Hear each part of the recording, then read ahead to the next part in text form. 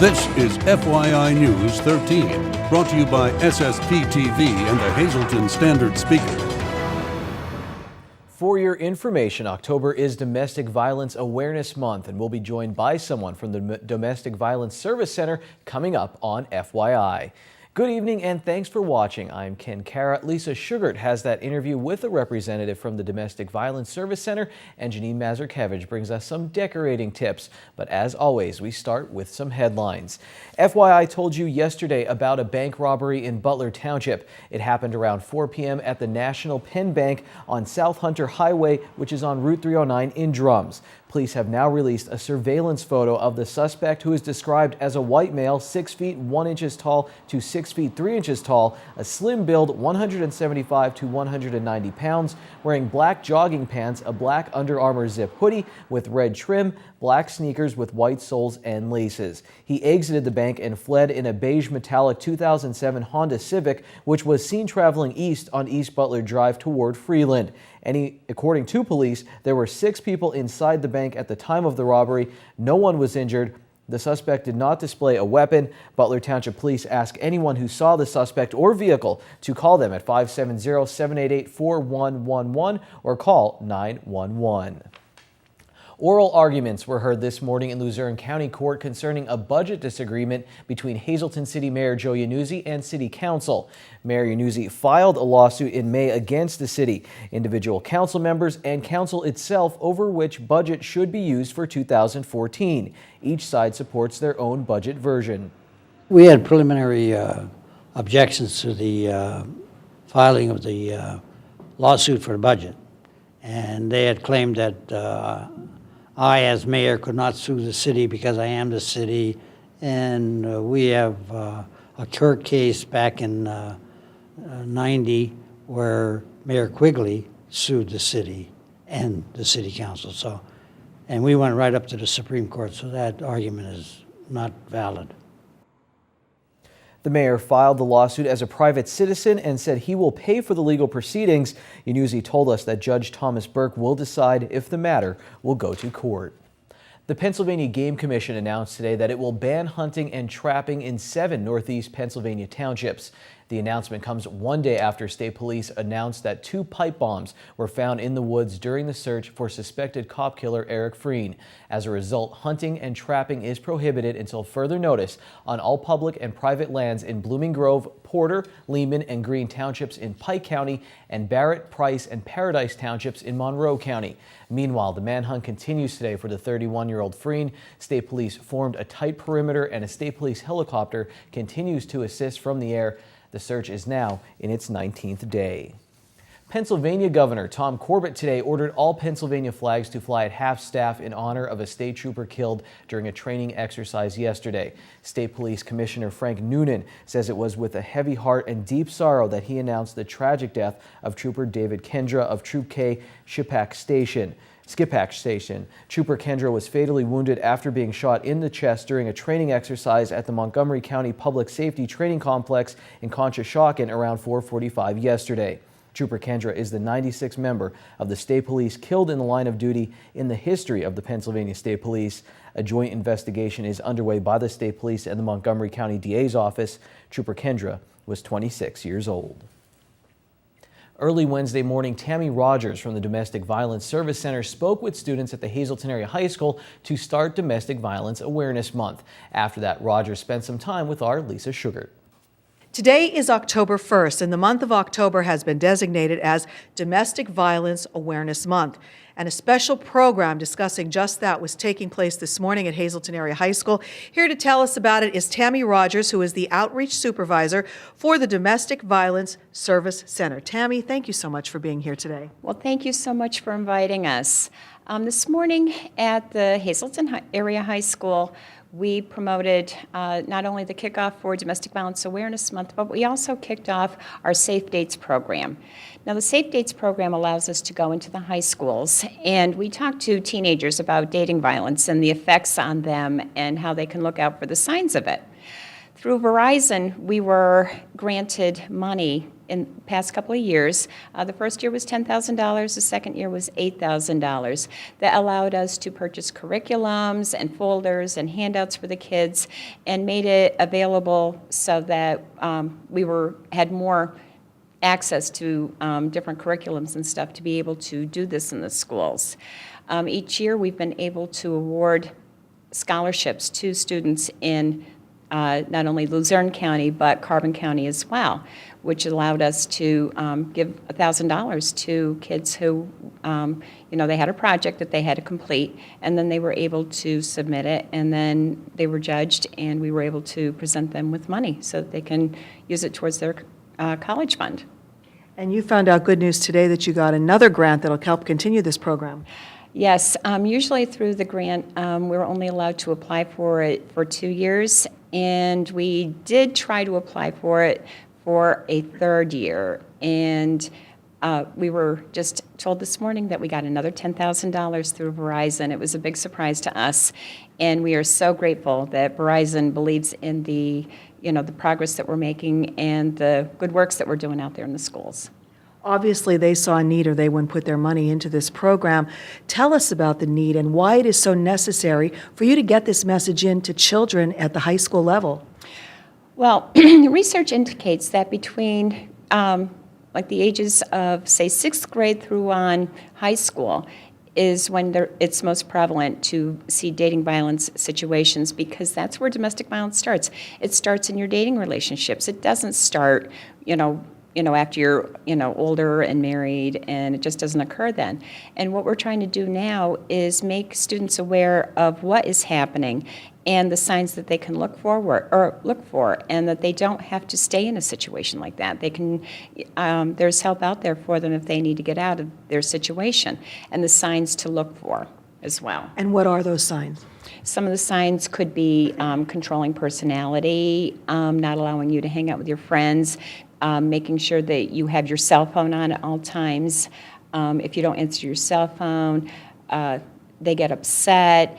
If they don't allow you to participate in extracurricular activities, such as be a cheerleader or be on the football team. And we've also know that dating violence has no boundaries. It doesn't matter what kind of education you have, how much money you have, what religion you are, or what color you are.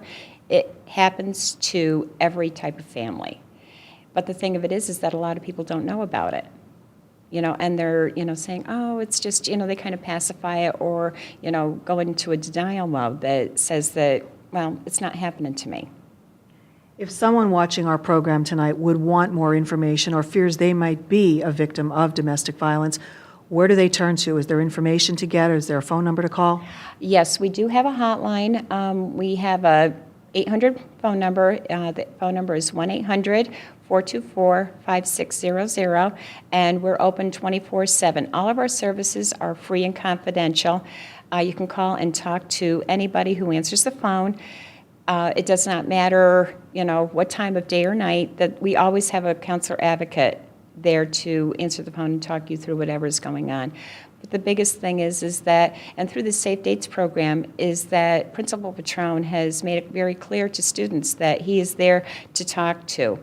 If they have any problems, they can, reach out to him as well, or, talking to the school nurse or talking to any of their teachers, that there are people out there to help them. Very good advice for anyone right now. Again, call that phone number if you have any questions or concerns. And we hope to have you back, Tammy, so you can keep us up to date on what is happening and give us more information on domestic violence throughout this month that is being recognized for the awareness. Thank you so much. Our pleasure. Thanks, Lisa. Here's what's coming up on FYI. Dave Seaman is in the house for the Sportscast, and he's going to let us know who will be writing articles for the Standard Speaker on the Major League Baseball postseason. And when we come right back, we'll take you to the ribbon cutting for the American Cancer Society Resource Center in Hazleton. This is FYI News 13, brought to you by SSPTV and the Hazleton Standard Speaker.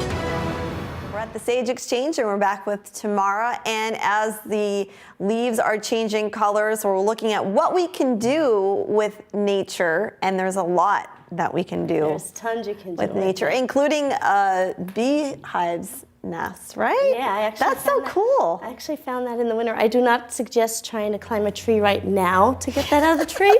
I would wait till the winter. And actually, when I did take that down, friends of mine said, you know, bees hibernate. So once I took it in the house, I was like, don't even So if tell a me bee that. starts flying, or bees But no, start it's flying out of totally it, you'll know why. fine. I sprayed it actually with gold paint and shellacked it. So All right. it was just so big, I loved it. Everything here you found outside. Everything is outside. Okay. And grapevine is all over the place. You can Really? It's everywhere, everywhere, hanging in the trees. You can pull that down out of a tree. The key to making a grapevine wreath is to soak it. You want to soak it in a bathtub, get it nice and moist, and you can weave it and turn it around any way you like. Now, what are some ways, give people some options, what would they decorate? Well, especially with Christmas coming in, you want to go out and you want to pick at like your hydrangeas. These are actually magnolia leaves. These are just were out of my mom's garden that she doesn't know I did, but she's gonna know now. Sorry, Mom. I went around and just picked up some stuff. These are actually beans that grow in Florida that I brought home.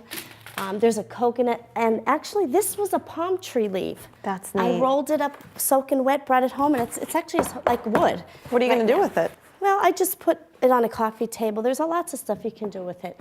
But the key to drying your flowers or drying anything that you want preserved is antifreeze. Okay. Now you want to really watch this around the kids. You don't want to leave this in a cup because it's green and they would probably think it was Kool-Aid.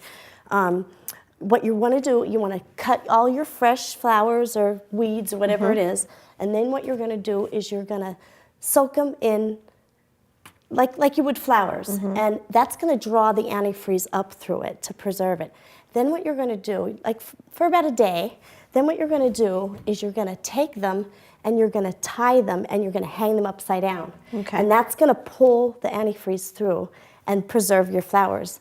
You just want to be careful, like I said, with the kids with that around. So again, there is something like acorns that you have lying around, and it's fun too. You could have the kids go outside, pick a couple things. Now that everything is dead, who cares what they pick, right? Right, who They can cares? pick out dead things, bring them in, and you can have fun. If you want any more information, you can go to the Sage Exchange website, right? Right? Or visit me on Facebook on What's the Sense. All right, we'll see you next week here on FYI every Wednesday.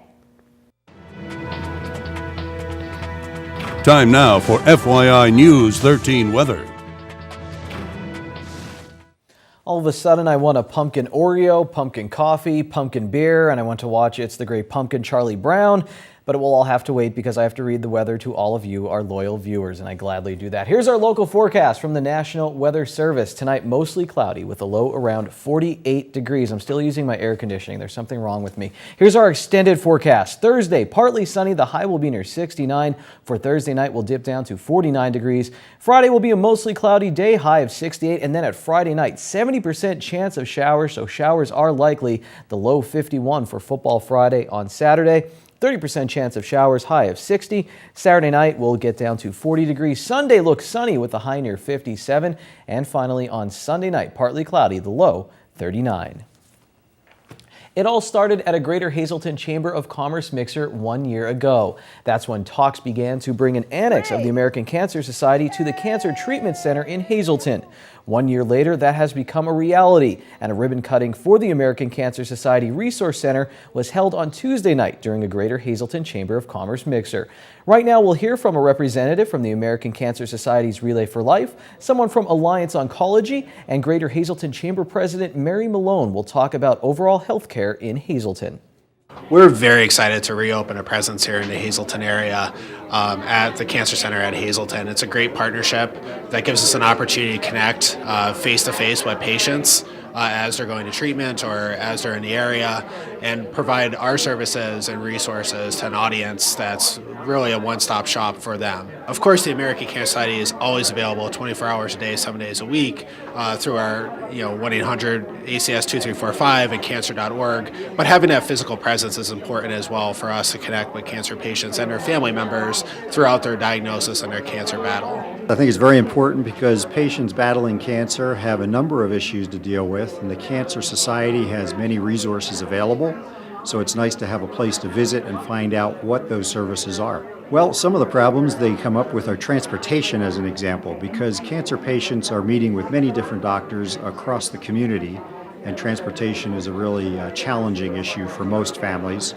There are other opportunities for patients with financial assistance requirements and housing requirements, and as they're getting various treatments, they'll be in many different places. Actually, for the entire greater Hazleton community, the Lehigh Valley Health Network merger has been about 6 months now, and already for accessing services right here in your own backyard, we've seen that increase. They've opened up the urgent care right in the downtown. So again, providing services right here in the greater Hazleton community for our residents. So top-notch, world-renowned quality healthcare right here at home. Malone adds that this is an example of a chamber business and organization working together for the betterment of the community. The American Cancer Society Resource Center is open on Mondays and Thursdays from 10 a.m. until 4 p.m. And if you can't make it in, you can call 570-459-1212 to make other arrangements. All right, let's go to the green screen. Here's your midday winning Pennsylvania lottery numbers. We start with the daily 718, the big four 1015. And now 30764, and finally we end with 1, 7, 8, 24, and 30. We will be right back with the Sportscast.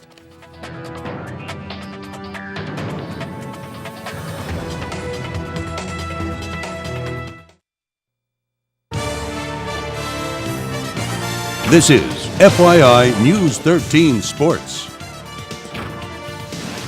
Welcome to the Sportscast, and it is Dave Day, and we have a ton to talk about, so let's jump right in it with Dave Seaman, the sports editor from the Standard Speaker. Dave, let's start with football. The Hazleton area Cougars almost getting the first win of the season against Pittston area, 21-0 lead at halftime, but things do fall out. Pittston area comes back to win the game, and now they have a very tough game against Crestwood at home this Friday night. Just talk about the Cougars a little bit.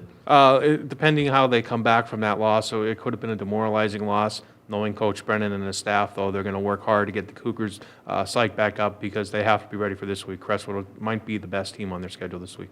You guys will have some coverage there. You said Steve Stallone working on an article on the team this week. Yes, he's going to be working on a feature in advance of the game. Crestwood has a lot of talent, especially the one running back, Egeldinger. He's been successful the last couple of seasons. Hazleton area has a successful running back as well, in Zach Zukowski, who surpassed the 2,000 career yard mark last week. So it's going to be two different backs, two different systems, but it should be fun to watch for the fans. All right, let's move on to cross country. Dave, talented runner from Marion, the Phillies, Tina Caparel, freshman only at Marion Catholic High School. Yeah, she's had a lot of success on the local scene, running in different area races over the past several years. She hasn't disappointed on the high school scene so far, coming off a very successful race in Bloomsburg, the Invitational there on Saturday. I believe she finished in the top 3, and she's going to make noise come league meet, Schuylkill League meet, and the District 11 championships, and the future's nothing but bright for her.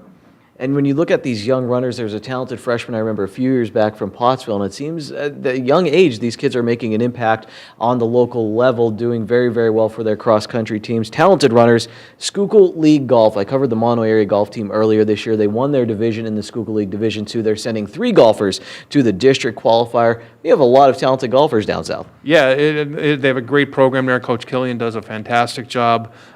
They work at their game, and that's a game that you have to work at. It's just something you can't pick up the golf clubs in August and expect to do well. You have to start in the spring when everybody else does, get your rounds of golf in, and high school golf is a strange season because they start before school gets underway in the beginning of August, middle of August, and then their season is over by the beginning of October, but they cram a lot of golf matches in, so the kids are getting a lot of playing time, and it seems like Mono area is doing a great job, and Marion had a successful season as well. Also have qualifiers from Tamaqua area as well as North Schuylkill, so a lot of good golf down south in the Schuylkill League. Finally, Dave, it's baseball playoff season. Even though my beloved Red Sox will not be there, I will be very invested. You're a Dodgers fan, right? Yes, I am a Dodger fan, so I'm hoping for big things this postseason. Well, speaking of big things, there's big things going on at the Standard Speaker for the baseball playoffs. If you could just hit on that. Yeah, we're going to have a special preview section with a special guest, an analyst. Russ Kanzel is going to help us out with some of the previews, analysis of the series. He's going to do that each series along the way, and I think the readers will enjoy his insight. I cannot wait to take a look at that. I also have to challenge Russ to that rematch from our Xbox game we played a little bit ago. So if you talk to him, let him know. But definitely keep an eye out for that. Russ, a great guy, and always does well when he's on television. We'll see how he does in print form. So check that out, Dave. Thanks for being with us. We'll see you again next week. It's Wednesday, and here's some delicious alliteration. It's signature steak night at Bottlenecks. All of their signature steaks are only $9.95, plus bottomless soup and salad for only $2.95. Good evening, everyone, and here's tonight's social news. A very happy birthday to Hunter Nye. This wish comes with love from Mom, Dad, Paul, and your whole family. Now for tonight's Talk of the Town. The Hazelton Art League presents a night of music. This will be Saturday, October 4th from 6 to 11 p.m. There will be plenty of great performers. Call 570-817-1075 for more information. That's tonight's Talk of the Town.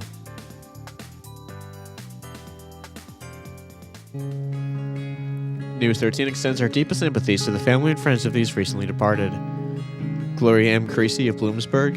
The funeral will be Friday at 11 a.m. from the Trinity Lutheran Church. Visitation will be held Thursday from 6 to 8 p.m., and friends may call Friday from 10 to 11 a.m. at the church. Attorney Gino L. Andruzzi of Hazelton. Mass will be Saturday at 11 a.m. from the Most Precious Blood Church. Visitation will be Saturday from 10 to 11 a.m. Jennifer E. Carberry of McAdoo. Memorial services will be Thursday at 7 p.m. from the Welsh Congregational Church. The Crofton Hughes Funeral Home assisted with the arrangements. Elvira L. Churko of Beaver Meadows. Services will be held at the convenience of the family. The arrangements were under the direction of the Frank J. Bonin Funeral Home. Russell W. Miller of Whitehaven. The funeral will be Thursday at 11 a.m. from the Whitehaven United Methodist Church. Friends may call today from 6 to 8 p.m. at the Lehman Funeral Home, and Thursday from 10 to 11 a.m. at the church. June Letcher Neller of Mountaintop. The funeral will be Thursday at 10 a.m. from the McCune Funeral Home. Friends may call today from 6 to 8 p.m. Margaret Marinock of Hazel Township. The funeral will be Saturday at 9 a.m. from the Frank J. Bonin Funeral Home. Friends may call Friday from 6 to 8 p.m. And Mary M. Bobeck of West Hazelton. The arrangements will be announced by the Hillary J. Bonin Funeral Home.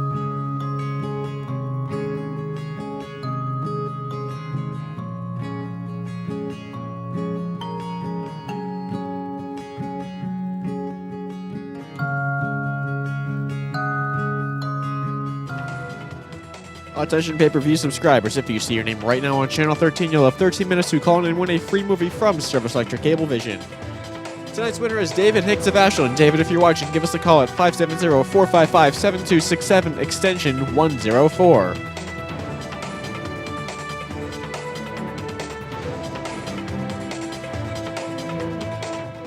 This Friday, there's an all-new Sam LaSanne show with Hazelton Mayor Joe Yanuzzi and Police Chief Frank DeAndrea. And I wanted to get this in as well. Congratulations to the Hazelton area Lady Cougar field hockey team. They knocked off Coughlin to move within one game of Coughlin in the Wyoming Valley Conference standing. So a tight race there in the division. That's it for FYI tonight. Take it easy, everyone.